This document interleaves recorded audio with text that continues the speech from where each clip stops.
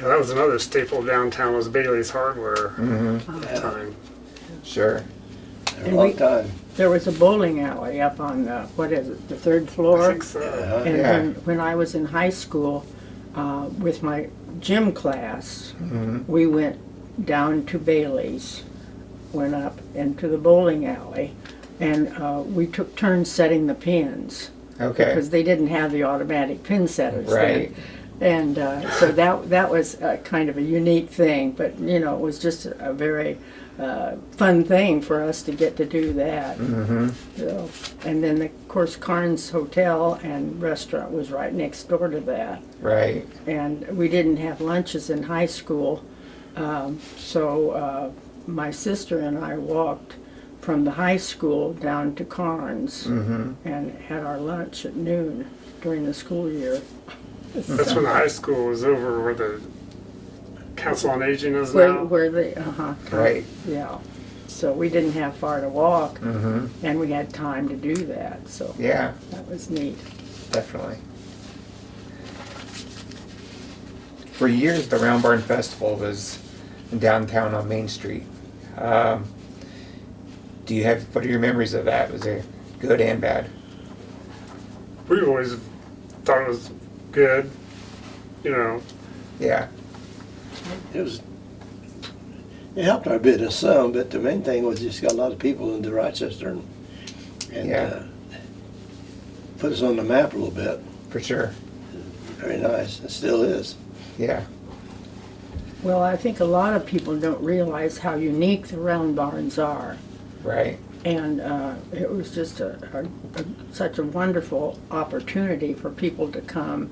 And they had buses that people could ride on the bus and they would visit the different round barns. And it was very educational as well as fun. For sure. I think we have more round barns in this county than any other county in the state. They've dwindled a little, but I think we still do have probably Right. more round barns. Neat. What's changed through the years in downtown Rochester? What's that? What's changed through the years in downtown Rochester? Quite a bit. I'd say it's gone from being retail shops to just offices, attorney offices, realtor offices, accountants, Right. from where it used to be just about every store had a retail spot in it. Sure. And you're down to just probably a handful of retail stores in the downtown area. And there used to be a lot of grocery stores all around, not downtown and even into the neighborhoods, it sounds like. I believe, and Mom can verify, and Dad, but on the one side where the Adler's dress shop and where our store was, Conde Holloway had a grocery store there. Okay. Later, had the Brickway later. Okay. There's a grocery store even downtown at one time.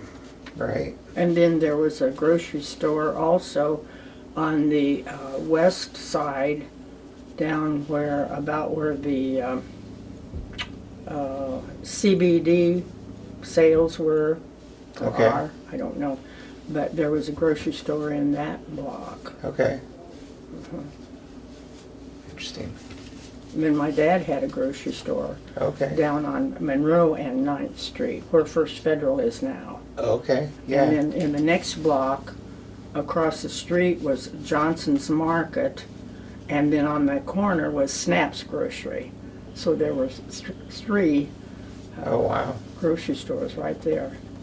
Wow. That's where First Federal started, is in the back of the Ewing grocery store. Okay. Right.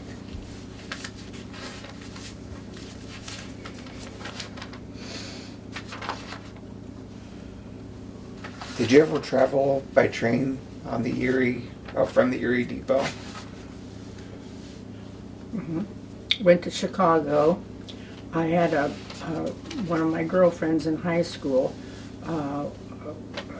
was A.C. Bradley's daughter, and she and her mom asked me to go to Chicago one Christmas to see all the Christmas displays in Chicago.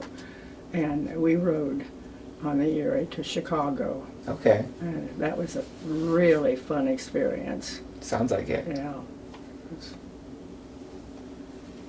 So the Erie Depot closed in 1970, I believe, right? But the Arlington Hotel did have a bus station, or was it a bus station, or Yeah, I think it Bus did. station. I remember standing out in front of our store, B&B store, and watching it burn down though. yeah, I think that was a sad day. which Wiles Department Store, that used to be down where your business was in that area, wasn't it? In the 9th Street, West 9th Street, in that It was over where Giretti's That's is what now. your is Well, now. right. Wiles Okay. moved. Okay. Wiles moved to the Arlington corner, but previously to that, they were about where. Well, there's the B&B store, and then the alley, and then that part of the block was Wiles Okay. store, and it was a nice department store. Okay. Right. Yeah. I've heard lots of good things about it. They didn't open back up after the fire, though, did they? No. No, they didn't. The Dollar General came in there where Wiles was, next to the B&B eventually. Okay. Right. Dollar General. I remember that as a kid. Let's see.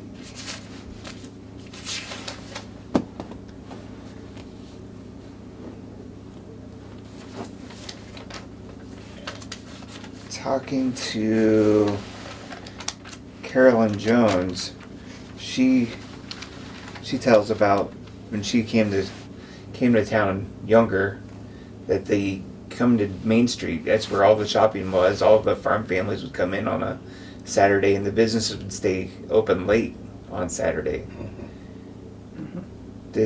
How late were shops open on Saturdays? I would imagine until 9. 8, 9 o'clock maybe. Wow, that's Biggest a big change from Friday today. was when I got involved in it. Friday evening we were open later, and we used to be room till 8:30, 9 o'clock. Wow. But I can still remember though, in the 70s, some people would come down and park, and watch the people. And but back in the day, I think it was a real big thing where people would come down and just park. Uh-huh. I remember Phil's mother, Gail McCarter.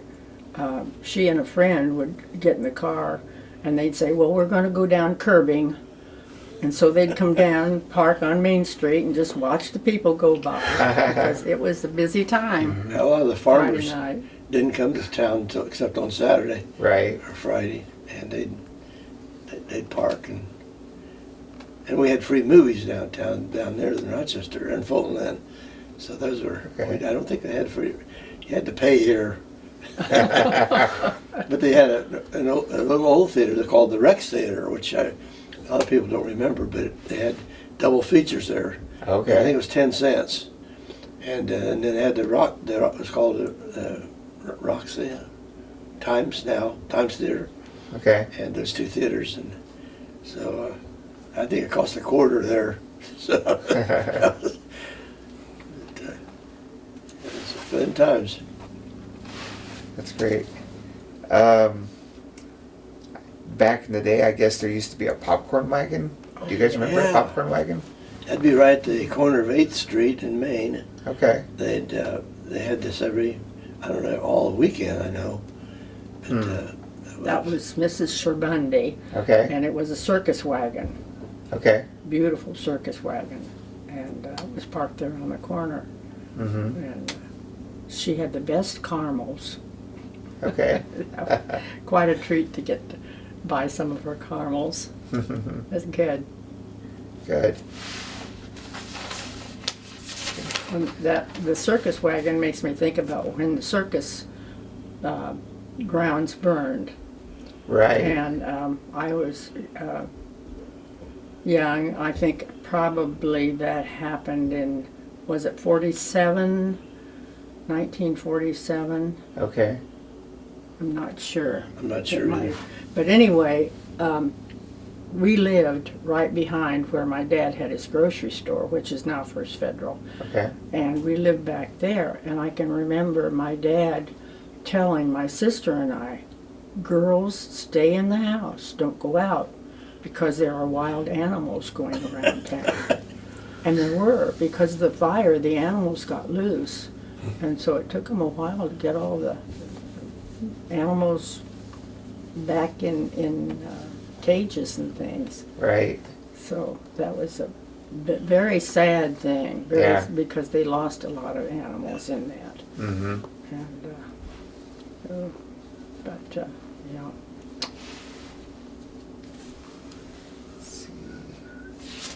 I think that answers all of my questions. I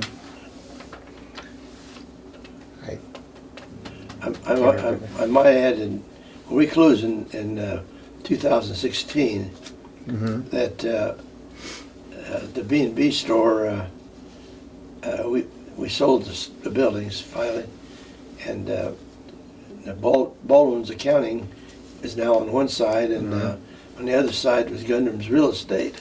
I'm not sure that's right. Just Pace Setter now, I think. Pace it's Setter Yeah. now. Uh-huh. So it's still real estate, and that was kind of neat. But they've maintained a sign in there with the B&B pictures and stuff in Baldwin's, which we appreciated. I'll have to stop in and take a look at that picture. Mm-hmm. I can still remember it in my head, but I don't know how much of that's accurate. See the picture and refresh my memory. Well, I appreciate you guys taking the time to talk to me this morning. And we're eventually, what we're doing with this project is gathering the history of Rochester. Because there's so many people in Rochester today, and people that come to Rochester that don't know what Rochester was. They see these empty buildings and think, oh, the town's dying and there's no hope for it. Well, let's show them what Rochester once was. Whether with some pictures maybe in some of those empty buildings of what it once was. I want to do like a podcast where they'll have so people can come into town, they scan a QR code, or they can just go on the website and walk through downtown and just, this was this was this happened here. Oh, this is the store that had the X-ray machine that you put your feet into to see how much more room's in your shoes. This is where the B&B was. This was the Arlington Hotel where people take a bus to wherever. Any idea where the buses went to from the Arlington? All directions. I would guess they went to South Bend and Indianapolis. Mm-hmm. They often ask the question, what's B&B stand for? And we really never knew, but we always told it stood for bigger and better. I always wondered that. But there was no reason, rhyme or reason why I got named a B&B store. But so we kind of added that onto it. But, yeah, John kept the business going for years. He was our manager, and I was his bookkeeper. But, we had a good time after I retired from teaching. I came in and helped, but it was a fun time. So you taught? I taught You were at high school, yeah. Okay. What'd you teach? I taught business and PE and Okay. coached a little bit. Mom also taught. She taught kindergarten. Mm-hmm. I had One of your him in students? class. She's one of my teachers, my first teacher. My kids always say, is there anybody you didn't have in kindergarten? I just go, hey, you had me in kindergarten. I guess when it comes to high school, they didn't want to tell about having you in high school.